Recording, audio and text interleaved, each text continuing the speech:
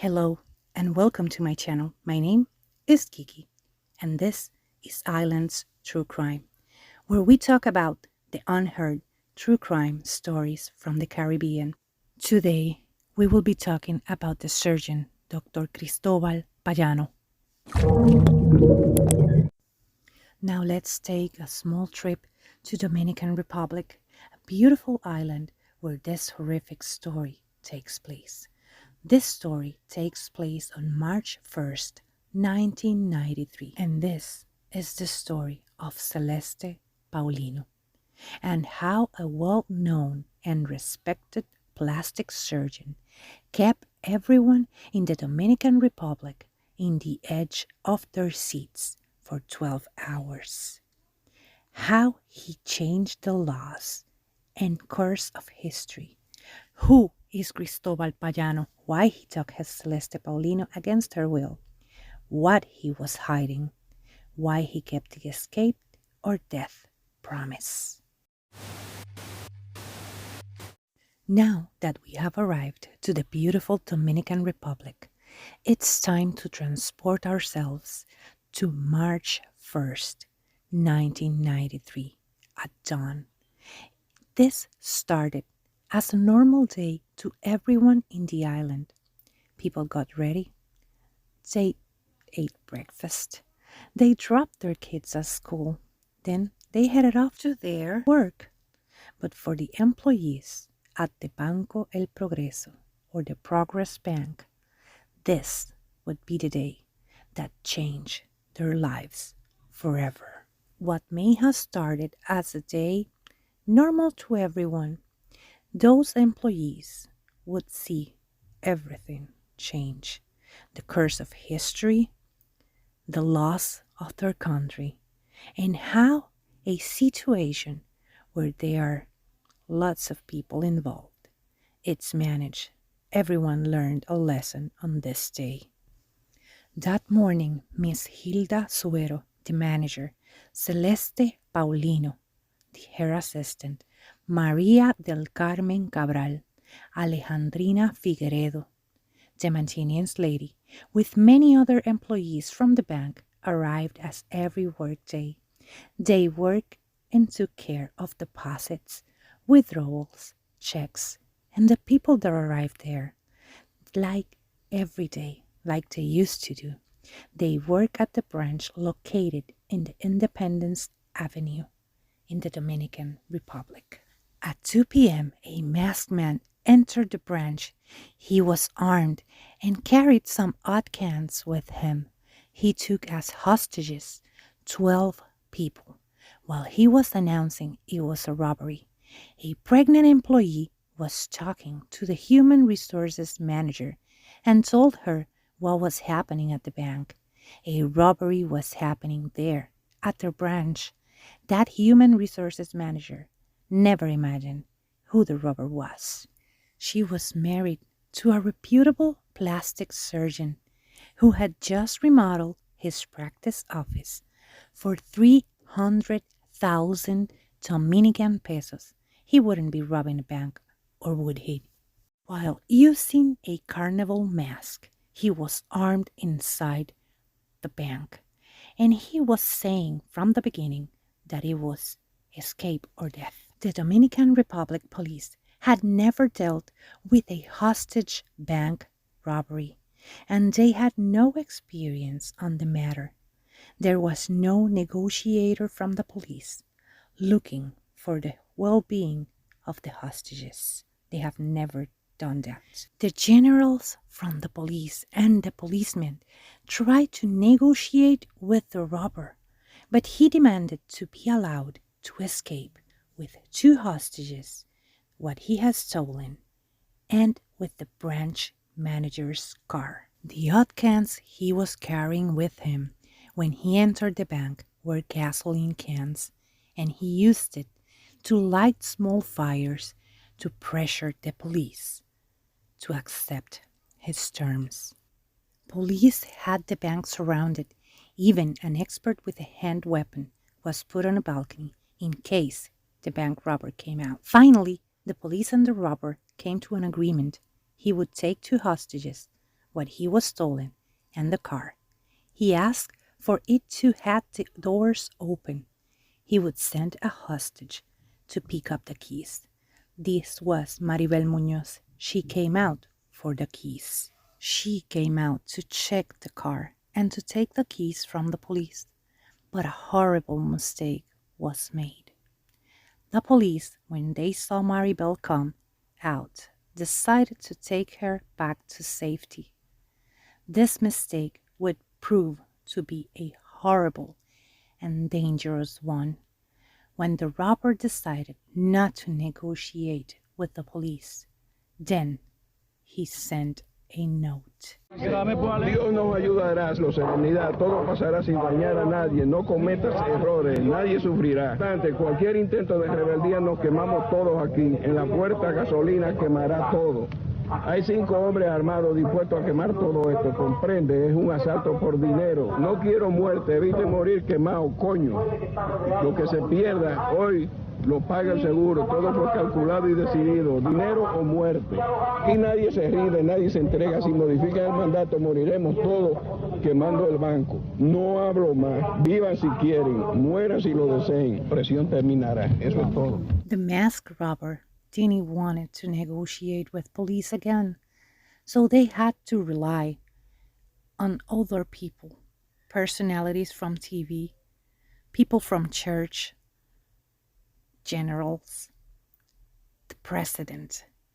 Everyone had to intervene because of that mistake the police had just made. Everyone came out from everywhere just to try to convince the masked robber to give up all of his hostages, give up himself what he had stolen, and end this nightmare. The police started to get worried. This man won't let the hostages go. He didn't want to talk to them. So out of fear, they decided to recruit a priest from the Episcopalian Church to see if he would convince him. Dotes de la Iglesia Episcopal, y me gustaría hablar con usted más cerca y garantizarle su salvoconducto de acuerdo con lo que marca la ley en este país. Me gustaría hablar contigo. Bueno, yo te he oído, no sé si te entendí totalmente. ¿Podría yo ir contigo en el carro a la policía? Perdóname. It didn't work. The priest wanted the robber to surrender himself and to go to the police. So the robber wouldn't agree with those terms. He wanted to keep the money, a total of 3,380 Dominican pesos in cash, a check of 10,000 pesos, and 2 rings, or $59.57 in cash, and a check of $176.23. What can make you think that this wasn't about the money? The police kept trying to make him surrender and for the hostages to be released. This was making the robber angry, and he started to use Celeste as a human shield to talk to them on the phone. His new demands included a helicopter, the money, and rings, the car from the branch's manager, the plane tickets to leave the country, a cell phone, and taking 2 of the hostages. He said he would leave them behind when he escaped. Hours have passed. He still had many hostages inside the bank. None of his requests were met. Everyone was watching, including his wife and kids. His daughter recognized the mask of hers and told her mother, "Mom, the robber is Daddy." Then, a show on TV came up, and the host called the branch to speak with Hilda Suero, the manager. ¿Y qué es lo que él propone en definitiva? ¿Que lo dejen salir con ustedes, doña Lo que él ha dicho, mire, aquí hay un representante de la Iglesia Católica. Sí, yo sé, Monseñor Arnaiz estaba ahí. Entonces, yo creo que está ahí todavía. Sí, él está ahí. Entonces, él propone que el Monseñor salga con él y con 2 de nosotras. New requests were made, and now he wanted to escape with the priest and 2 hostages. It was getting late and nothing was being accomplished with the robber and the police. At 9:33 p.m., he released one of the hostages. Finally, he was trying to make things right. He released Belkis Leonardo, but kept 4 hostages inside the bank. Miss Leonardo was so scared and so thankful to be released, but this wasn't over.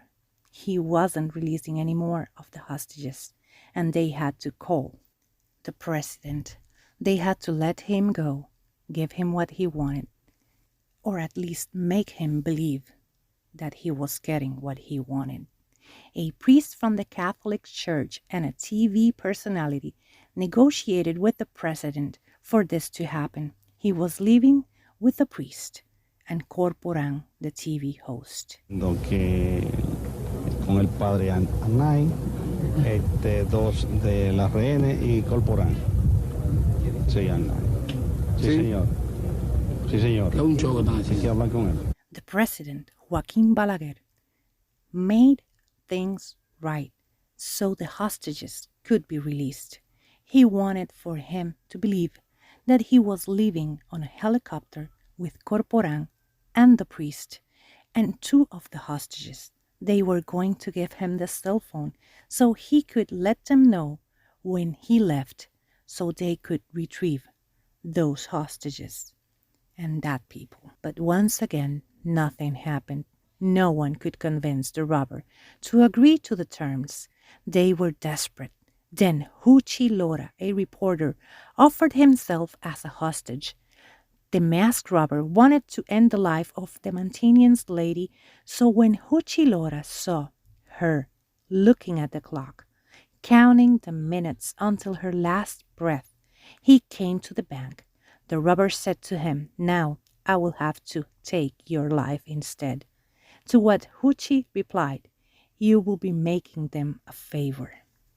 After 12 hours of this, the masked robber was finally ready to leave the bank with Huchi Lora, Celeste Paulino, Hilda Suero, and Maria del Carmen Cabral.